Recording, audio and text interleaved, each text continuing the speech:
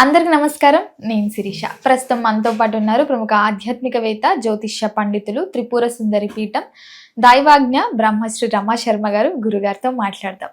నమస్కారం గురుగారు.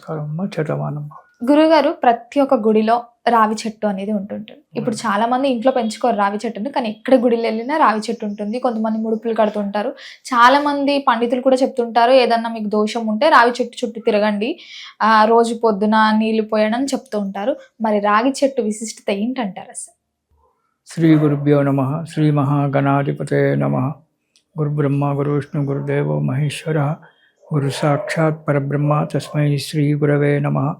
హరితస గోత్రోత్పన్నం హరిభక్తిపరాయణం శంకర గురువరేంద్ర చరణం శరణం ప్రపద్యే. శ్రీ మహద్భ్యో గురుభ్యో నమః.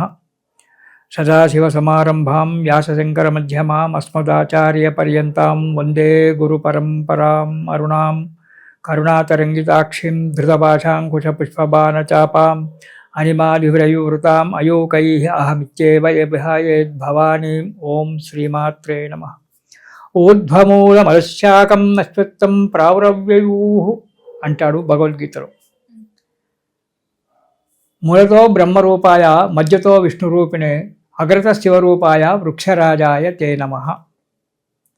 రావి చెట్టు, దీన్ని అశ్వత్థ వృక్షం అంటారు.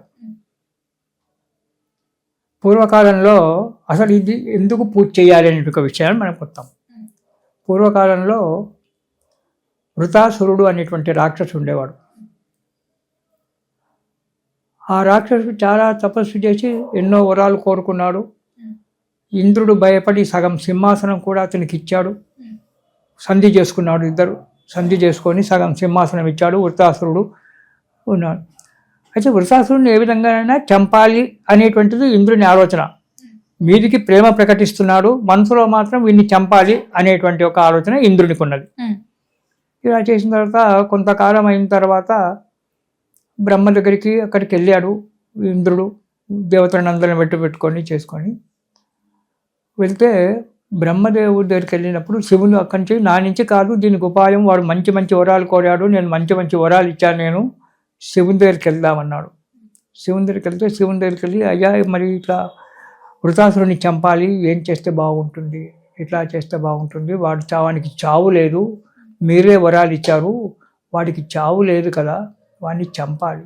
వాడేమో ఏం వరాలు కోరుకున్నాడు వృతాసురుడు? కత్తితో చావను, కట్టెతో చావను, ఏ ఆయుధంతో చావు రావద్దు నాకు, ఉదయం పగలు చావను, రాత్రి చావను. మరి ఎప్పుడు చావాలి? అవును, పగలు చావడు, రాత్రి చావడు, ఏ ఆయుధంతో చావద్దు. మరి ఎప్పుడు ఎట్లా చావాలి? మనకి మీరేమో వరాలు ఇచ్చి కూర్చున్నారు, మరి వాడు ఎలా చావాలి అంటే అప్పుడు శివుడు ఆలోచించాడు, వాడి చావడానికి ఒకటే ఉపాయం ఉంది. దదీచి మహాముని అనేటువంటి ఒక వ్యక్తి ఉన్నాడు, ఒక మహా ఋషి ఉన్నాడు. ఆ ఋషి కూడా తపస్సు చేశాడు, నా గురించే తపస్సు చేశాడు. అతనికి వరం ఇచ్చాను. ఏమని వరం కోరుకున్నాడు దదీచి మహాముని? నా బొక్కలు వజ్రం కంటే కూడా గట్టిగా ఉండాలి. నా శరీరంలో ఉండబడే ఒక బొక్కలు ఏవైతే ఉన్నాయో, శల్యం ఏదైతే ఉందో, ఆ శల్యాలన్నీ కూడా వజ్రం కంటే కఠినంగా ఉండాలి. బొక్కతో కొడితే వజ్రం పగిలిపోవాలి. అన్నిటికంటే కఠినమైనటువంటి వజ్రమే. దారి కూడా బొక్కతో కొడితే పగిలిపోవాలి, వజ్రం కూడా. నాకు స్వచ్ఛంద మరణం కావాలి దదీచి మహాముని కోరుకున్నాడు. నేను ఎప్పుడు కోరుకుంటే అప్పుడు నాకు చావు రావాలి. నా శరీరంలో ఉండే బొక్కలన్నీ కూడా వజ్రం కంటే కఠినంగా ఉండాలి రాస్తున్నారు. మంచి కోరికనే కదా. అతను మహాముని తపస్సు చేసుకుని బతికేవాడు, ఎవరిని చంపడు, ఎవరిని చేయడు, గర్వం లేదు, అహంకారం లేదు, ఏమీ లేదు. సరే అని చెప్పి దదీచి మహాముని వరం కోరుకున్నాడు. అప్పుడు ఇంద్రుని చెప్పాడు శివుడు, దదీచి మహాముని చాలా దయగలిగినటువంటి ఒక వ్యక్తి. ఆ వ్యక్తి నువ్వు కోరుకుంటే ఆ వ్యక్తి వెన్నుపూసతోటి వజ్రాయుధం చేయించుకో. అది చేయించుకొని దానితోటైతే వీడు చేస్తాడు. ఆ వజ్రాయుధంతో కొరత కూడా చావడు. ఆ దెబ్బ తింటే మళ్ళీ నీ మీదకి వస్తుంది, అది ఉల్టా నిన్ను చంపుతాడు వాడు. వజ్రాయుధానికి నురుగు పూసి, సముద్రంలో వచ్చే ఒక నురుగు పూస్తే అది తడి ఉండదు, పొడి ఉండదు, నురుగు ఇది పచ్చ పచ్చ ఇది మెత్తగా ఉండదు, అటు ఇదిగా ఉండదు. ఆ నురుగు పూసి ఆ నురుగుతో వాడిని చంపాలి. ఎప్పుడు చంపాలి? పగలు చావడా, రాత్రి చావడా? పగలు రాత్రి కానటువంటి ఒక సంధ్యా సమయంలో చంపాలి వాడిని. అది ఆలోచన చేసుకున్నాడు. సరే అని చెప్పి ఋషులంతా కూడా, ఇంద్రుడు ఋషులను వెంబెట్టుకొని, మన దేవతలను వెంబెట్టుకొని దధీచి మహాముని దగ్గరికి వెళ్ళాడు. నమస్కారం చేశారు, కూర్చున్నారు. కుశల ప్రశ్నలు అయిపోయినాయి. ఏం కావాలి స్వామి? నాకు మీ బొక్కలు కావాలి. వెన్నుపూస. నీ బొక్కలు కావాలి, వెన్నుపూస కావాలి, ఇట్లా పలాని వాడిని చంపడానికి. సరేనైనా ఇచ్చేస్తా, తీసుకున్నాడు. మరి ప్రాణం ఉండగా ఎట్లా తీసుకుంటాం? అవును, ఇచ్చేస్తానని చెప్పాడు. స్వచ్ఛంద మరణం కాబట్టి దధీచి మహామునికి అప్పుడే ప్రాణం వదిలిపెట్టేశాడు. పడిపోయినాడు. విశ్వకర్మ అంటే దేవశిల్పి విశ్వకర్మ వచ్చి అతని బొక్కలు తీసుకొని వెన్నుపూసతో వజ్రాయుధాన్ని ఇంద్రుడికి వజ్రాయుధం చేసి ఇచ్చాడు. తక్కిన బొక్కలన్నింటినీ తీసుకొని తలా ఒకటి ఆ దేవతలందరికీ కూడా ఆయుధాలు తయారు చేసి ఇచ్చేశాడు. ఇంద్రుడికి వజ్రాయుధం వచ్చింది, అది తీసుకున్నాడు. మరి వృత్తాసురుడు ఉన్నాడు కదా, ముఖ్యంగా వాణ్ణి చంపాలి కదా. వృత్తాసురుడిని చంపడానికి అతనితో స్నేహితం చేసి మనం సముద్రం ఒడ్డుకు పోదాంపా అని చెప్పి ఆ వృత్తాసురుడిని తోడుకొని సముద్రం ఒడ్డుకు వైపు ఉంటే సాయంకాలం అయింది. నేను సంధ్యావందనం చేసుకోవాలి అని చెప్పి వృత్తాసురుడు ఏం చేశాడంటే సముద్రంలో కాళ్ళు చేతులు పడుకొని ఆ ఒడ్డు కూర్చొని సంధ్యావందనం చేసుకుంటున్నాడు. అప్పుడే గాలి వచ్చింది. గాలికి ఆ సముద్రం అంతా నురుగంతా కూడా ఒడ్డుకొచ్చింది. ఇదే సమయం అనుకున్నాడు ఇంద్రుడు. ఆ నురుగును తీసుకొని వజ్రాయుధానికి పూశాడు. పూసి కొట్టాడు. ఆ వృత్తాసురుడు చనిపోయాడు. తడి పొడి కానీ నురుగు. ఉదయం కాదు, పగలు కాదు, రాత్రి కాదు, సంధ్యా సమయం. ఆ సమయంలో చంపేశాడు, అయిపోయింది. ఇక్కడ దధీచి మహాముని ఎప్పుడైతే ప్రాణత్యాగం చేశాడో అతని భార్య ఉంది, గర్భవతి. దధీచి మహాముని భార్య గర్భవతి. అయ్యో, సహగమనం చెయ్యాలి, ఏడుస్తుంది, చితి పెట్టింది, శవాన్ని మిగిలిన శవాన్ని అంతా దాని మీద పెట్టేసింది, ఏడుస్తుంది. సహగమనం చెయ్యాలి, భార్యతో పాటు నేను కాలిపోవాలని చెప్పి తను ఒక చితి పెట్టుకొని రెడీ పెట్టుకుంది. చనిపోయే సమయానికి ఆకాశవాణి యొక్క మాటలు వినబడ్డాయి. అమ్మ, నువ్వు చావడానికి వీల్లేదు, నీ గర్భంలో ఉన్నటువంటి వాడు ప్రపంచానికి మేలు చేసేటువంటి ఒక వ్యక్తి శిశువు నీ గర్భంలో ఉంది, నువ్వు చావడానికి వీల్లేదు అని చెప్పింది. దధీచి మహామునికి చిచ్చు పేర్చారు. అక్కడ దహనం అవుతుంది. ఈమె ఆ బాధ తట్టుకోలేక పరిగెత్తింది. దధీచి మహాముని యొక్క భార్య సురుచో సులోచన ఏదో ఉంది, పేరు సరిగ్గా జ్ఞాపకం లేదు. పరిగెత్తుతూ ఒక చెట్టు కిందికి వెళ్ళింది. అక్కడ ఒక రాయి కనబడగానే రాయితో తన గర్భాన్ని చీల్చేసింది. ఆమె దధీచి మహాముని భార్య గర్భాన్ని చీల్చేటప్పటికి అందులో నుంచి ఒక శిశువు బయటకు వచ్చాడు. పుట్టగానే పెద్దగా అయినాడు. 5 సంవత్సరాల బాలుడు అయిపోయినాడు. పుట్టగానే అప్పుడంతా సజ్జం కదా, పెద్దగా అయినాడు. అమ్మ, నన్ను ఎందుకు పుట్టించావు? ఇంత ఘోరంగా నన్ను ఎందుకు పుట్టించావు? సహజమైనటువంటి ఒక ప్రసూతి కాకుండా గర్భాన్ని చీల్చి నన్ను బయటికి తీసుకొచ్చావు తల్లి, ఎందుకు నన్ను తీసుకొచ్చావు? అమ్మ, ఇలా జరిగింది, మీ నాన్నగారు ప్రాణత్యాగం చేశారు, నేను బతకలేను, నేను చేస్తాను. గర్భంలో నిన్ను పెట్టుకొని నిన్ను చంపి నేను భ్రూణహత్యను కట్టుకోను, కాబట్టి శిశువును నేను బయటికి తీశాను. నన్ను ఏం చేయమంటావు అన్నాడు ఆ అబ్బాయి. నా పేరేంటి అసలు, నన్ను ఏం చేయమంటావు అన్నాడు.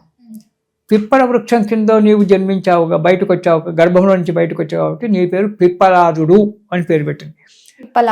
పిప్పలాదుడు అంటే సంస్కృతంలో రావి చెట్టును పిప్పల వృక్షము అంటారు.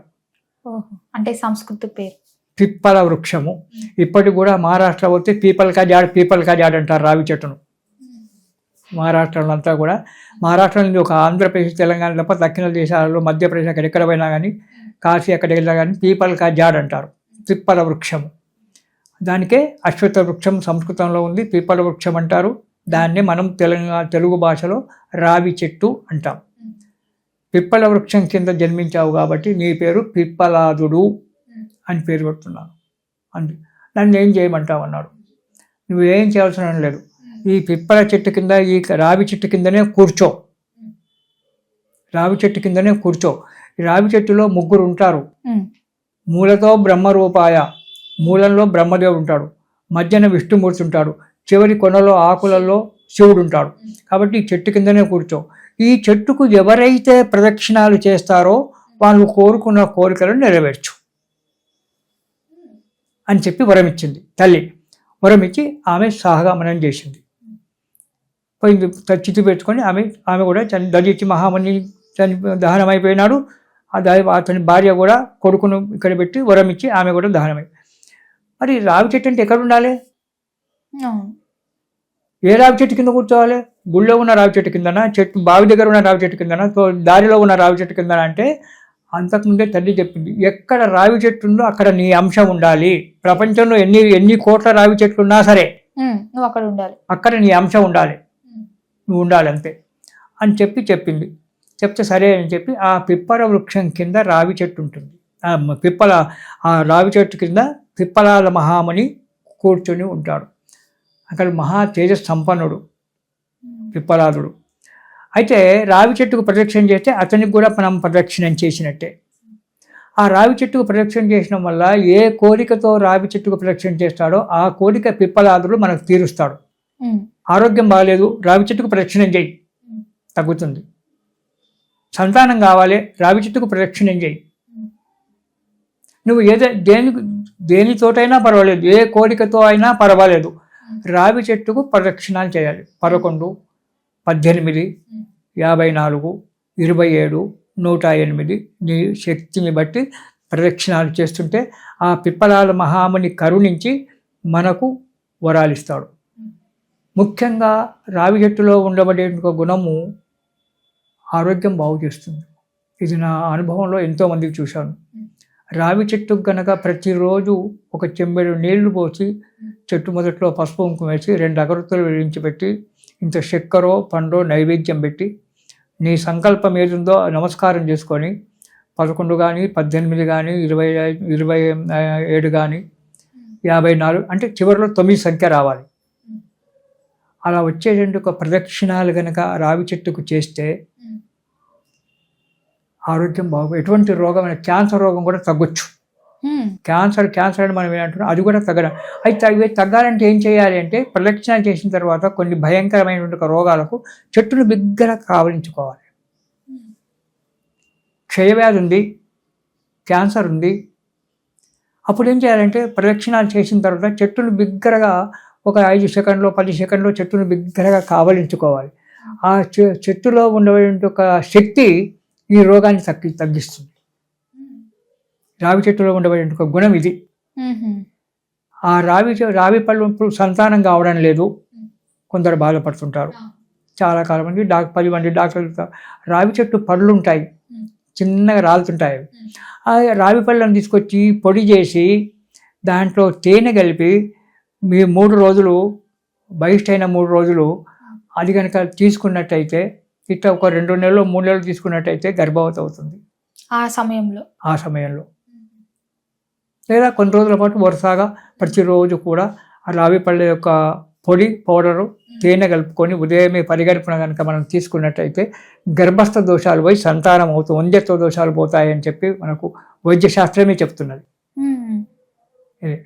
రావి చెట్టు సమిధలతో, మోదుగు సమిధలతో, అర్క అంటే జిల్లేడు సమిధలతో ఈ 3 కలిపి కనుక హోమం చేసినట్లయితే మృత్యుంజయం కలుగుతుంది. ఎటువంటి రోగమైనా తగ్గిపోయి హోమం చేసినట్లయితే ఎటువంటి రోగమైనా తగ్గిపోయి ఆరోగ్యంగా ఉండి మృత్యుని జయించు. అది చేసేటువంటి ఒక సరైన బ్రాహ్మడు దొరకాలి. మనకి ఈ సమిధలతో కనుక హోమం చేసినట్టయితే ఎటువంటి యొక్క రోగమైనా తగ్గుతుంది, ఎటువంటి కోరికైనా కూడా నెరవేరుతుంది. రావి చెట్టులో ఉండబడిన గుణాలు చెప్తున్నాను. కాబట్టి ఈ రావి చెట్టు మనకి ఇంత ప్రాశస్త్యాన్ని పొందినటువంటిది. అది ఎక్కడున్నా మంచిదే. ఇంకోటి, రావి చెట్టు మనము ఆ రావి పళ్ళు తీసుకొచ్చి భూమిలో పెడితే చెట్టు పెరగదు, మొలవదు. అది 2 రాళ్ళ సందులో గుడి గోపురాల మీదనో ఎక్కడో రావు సందులోనో ఆ పునాది రాళ్ళ లోపటనో ఎక్కడో ముడుస్తుంది. పక్షి రెట్ట వేస్తే ఆ రెట్టలో ఉన్న గింజల వల్ల రావి చెట్టు ముడుస్తుంది. సద్యోజాతం. ఇది చూడు, మరి అది సద్యోజాతం. అది మనం పెడితే ములిచేటువంటి ఒక చెట్టు కాదు రావి చెట్టు, అది సద్యోజాతం. అంటే పక్షులు, కాకులు అవి పండు తింటాయి కదా, ఆ పక్షులు రెట్ట వేస్తే ఆ రెట్ట ఉన్న ఒక గింజ ఎక్కడైతే ఏ రాయి సందులోనో ఏ బునా సందు ఎక్కడో వెళ్తే అక్కడ మంచి సిమెంట్ రోడ్ ఉంటుంది, మంచిగా సిమెంట్ చేస్తాడో అక్కడ ఇంత సందు ఉంటుంది, ఆ సందులో నుంచే రావి చెట్టు బయటకు వస్తుంది. గుడి గోపురాల మీద రావి చెట్టు వస్తుంది. కాబట్టి ఆ రావి చెట్టు సహజమైన ఈనాడు పెంచుతున్నారేమో చెప్పలేను. నర్సరీలలో రావి చెట్టును కూడా మొలకలెత్తిస్తున్నారేమో, ఎందుకంటే టెక్నికల్ పెరిగిపోయింది, సైన్స్ పెరిగిపోయింది కాబట్టి. కానీ పూర్వకాలంలో దానికి ఉన్నటువంటిది అది దానికి మనం పెట్టె పెరిగేది కాదు, అది సజ్జోజాతం. దానంతలదే ఏ పక్షి రెట్ట వేస్తూనే పెరిగేటువంటి ఒక వృక్షం అది. అందుకే అది చొండలలో చెట్లలో ఎక్కడ పడితే అక్కడ ఉంటుంది. ఆ రౌతును పట్టుకొనే వేర్లు ఉంటాయి, అందులో నుంచే దాన్ని తీసుకుంటే నీళ్లు పోసి పెంచేది కాదు అది. దాన్ని తీసుకొచ్చి మనం దేవాలయంలో పెట్టి దానికి నీళ్లు పోసి మళ్ళీ దాన్ని పెంచుతున్నాం. అలాంటి రావి చెట్టుకు మనం పూజ చేసుకోవాలి. రావి ఆకులు ఒక గుణం ఇస్తాయి. నడుములో నొప్పులు ఉన్నాయి, నడుములో నొప్పులు తగ్గడం లేదు, ప్రతిరోజు కూడా 7 రావి ఆకులు తెచ్చుకొని నడుము కింద పెట్టుకొని పడుకుంటే కొన్ని రోజులకు నడుము నొప్పి తగ్గిపోతుంది. మంచి ఔషధంలో కూడా మంచి ఔషధమే అది. రావి చెట్టు రకరకాల ఔషధం. మర్రి గింజలతో వంద్యత్వ దోషం పోతుంది, మర్రి సముద్రంతో హోమం చేస్తే మృత్యుంజయం కలుగుతుంది. రావి చెట్టుకు ప్రదక్షిణ, ఏ కోరికతో ప్రదక్షిణం చేస్తే ఆ కోరిక నెరవేరుతుంది. ఆ పిప్పలాలు ఇవన్నీ కూడా పిప్పలాల మహాముని ఆ చెట్టు కింద ఉండడం వల్ల ఇవన్నీ కూడా మనకు జరుగుతూ ఉన్నాయి. ఇలాంటివి ఆ పిప్పల వృక్షం రావి చెట్టుకు ప్రతిరోజు కూడా మనం చేసినట్లయితే ఈ త్రిమూర్తులు మనకు అనుగ్రహించి పిప్పల మహర్షి ద్వారా త్రిమూర్తులు మనకు ఇచ్చేస్తారు. ఇది మనకు వ్యాస మహాముని చెప్పినటువంటి ఒక పురాణాల్లో ఎందరో మహాప్రతివ్రతలు మహానుభావులు ఆ చెట్టుకు ప్రదక్షిణ చేసి ఎన్నో వరాలు కోరుకున్నటువంటి. కాబట్టి ఇలాంటి రావి చెట్టుకు ప్రతిరోజు చేయడం చాలా ఉత్తమమైన విషయము. ఈ పిప్పలాల మహామునికి నమస్కారం చేసుకుంటూ, గురుగారు మొత్తం మీద రాగి చెట్టు యొక్క విశిష్టత తెలియజేసినందుకు ధన్యవాదాలు. సంతోషం తల్లి.